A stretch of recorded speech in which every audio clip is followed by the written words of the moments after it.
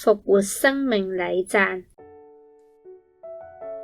復活節係一個讚頌生命嘅節日，令我哋聯想到蝴蝶呢一種奇妙而豐富嘅生命，由毛蟲變成蛹，破蛹而出，成為美麗嘅蝴蝶。三個奇特嘅歷程象徵住生命、死亡同埋復活。呢一種超卓嘅生命能力，人人都想得到。不過人類唔係機器，身心靈都受住限制。人又點能夠逃過生老病死嘅大自然定律呢？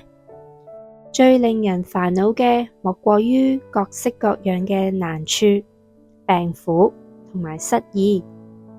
面對生命裏面種種不為人知嘅黑暗，爾虞我詐、追逐名利，換嚟嘅卻係精神壓力、人際關係破裂。最無奈嘅係會影響我哋嘅至親同埋朋友。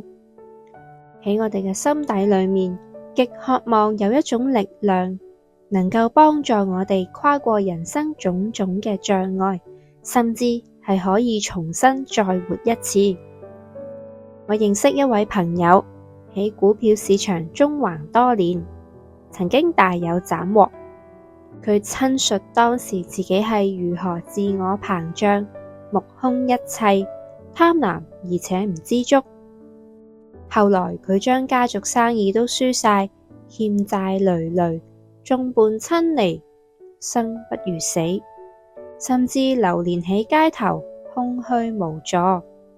好彩遇上基督徒向佢傳講福音嘅信息，佢回想一生起與跌，佢頓然醒悟，決心悔改，相信耶穌。人嘅盡頭竟係新希望嘅開始。自嗰日起，佢從信仰中獲得奇妙嘅力量，戒晒過往嘅陋習，積極重建人生嘅目標。佢真誠嘅向被佢傷害過嘅至親道歉。佢重獲家人嘅接納，得着喜樂嘅人生。佢重生嘅生命係點嚟嘅呢？呢一種復活嘅新生命係從耶穌基督而嚟嘅。聖經羅馬書1章4節嗰度話，耶穌因從死裏復活，以大能顯明是神的兒子。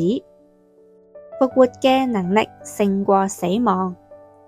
耶穌基督為全人類嘅罪惡被釘喺十字架上而死，作為贖罪嘅代價，卻係因住佢本係無罪，所以佢能夠復活，勝過死亡同埋罪惡嘅權勢。